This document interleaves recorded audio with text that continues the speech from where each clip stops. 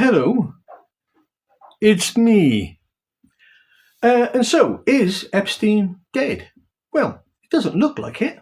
There's a picture there, and he looks like he's alive, flanked by two Israeli bodyguards, no less, in Israel. It says, obviously, across the front of the picture, AI generated. But is it? AI is a rather convenient scapegoat nowadays, isn't it?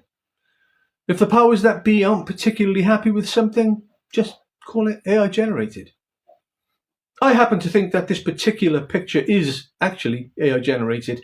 The two bodyguards that are flanking Epstein, their jackets are the same length, their arms are in more or less the same position, the stride is almost identical, the daps they're wearing seem to be pretty identical also. The jeans themselves look as though they were bought at the same time, washed at the same time, and have developed exactly the same wear. It's the little details that give it away, really. But does that mean Epstein is, in fact, dead? No. We are dealing with some incredibly duplicitous and deceitful individuals.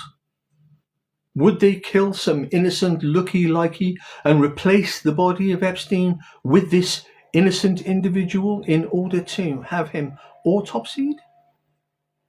In order that the paperwork could be stamped and sent off down the line? Epstein is dead. Let's all forget about Epstein. Well, if you like the conspiracy theory route, here it is, first time in a long time. Tinfoil hat time! Then you're going to love this.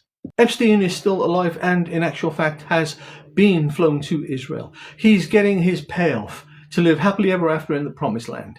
Great for him, but not so great for us.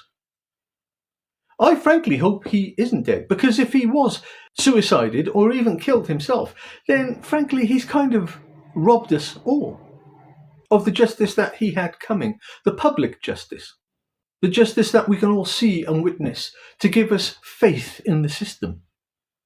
Talking about faith in the system, Ghislaine Maxwell and her testimony. She effectively pled the fifth all the way through. Didn't say a word. Oh, God, because, justice. In this rather absurd turn of events, even Ghislaine Maxwell, with all the evidence stacked up against her, is innocent until proven guilty. And that kind of sticks in my throat. But the system is the system, and it must be followed. The process is the process and must be adhered to. After all, if she is to be banged up for the rest of her life, don't you want to say that we did it properly? That the system works? But there are rumblings, rumours, and again, tinfoil hat time. There are people who are saying that isn't Ghislaine Maxwell. It's a looky-likey.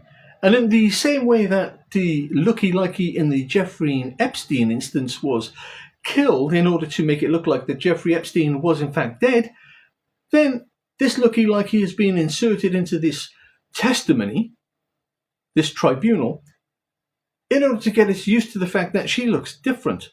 It's not quite her, but it is her because, prison life, terrible food, no real exercise, and why would you anyway? Because you're banged up. And so this Ghislaine Maxwell is in actual fact the new fall guy, the new fall person.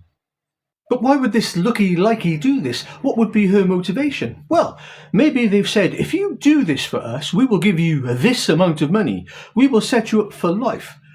Don't worry about the whole prison thing. In a couple of years, you'll have served 24, 36 months, and then magically you will have died from an overdose. Then we just spirit you away in the night, and you get to live the rest of your life. Would you take such a deal if you look like Ghislaine Maxwell? And once again, if that is the case, we have been robbed. And what of Peter Mandelson, the man who is single-handedly bringing down British politics, or at least the Liberal Left Labour Party under Keir Starmer? Yep, laying waste to it, setting it alight. And a tiny part of me thinks that an individual so vindictive and spiteful as Mandelson is somehow enjoying watching Labour burn. He actually had the audacity to put a statement last week, I think, saying, "Would you mind giving me some privacy?" What do you make of that? In Mandelson, in doing what he has done, has robbed us also. He robbed us of democracy. He robbed us of due process. He robbed us of transparency. He robbed us of money. And God knows what else. Climbing up the greasy ladder in the search for power might make you audacious, as it did with Peter Mandelson. He had a God-given right to this. But what it didn't make him was as smart as he thought he was. The man is just a little toady. Allied to the Tony Blair Institute, he was led by the ring through his nose, which incidentally had the word greed stamped into it, to power and wealth, which he took to very well, it has to be said. He played his part and he played it with gusto. He made a meal of everything, taking every opportunity to aggrandize himself. And yet when you looked at him, you recognized the undeniable truth that he was a tiny little man playing at being a big man. True leadership isn't the power you hold, it's your character. And Mandelson has none. And so this weaselly little man with zero character and even less personality cost British politics much. And I, like the Roman emperor, am going to enjoy watching him burn to the ground. Do let me know what you think in the comments below. Do like, subscribe and share if you'd like. It really would help the channel. And until next time, do look after yourselves.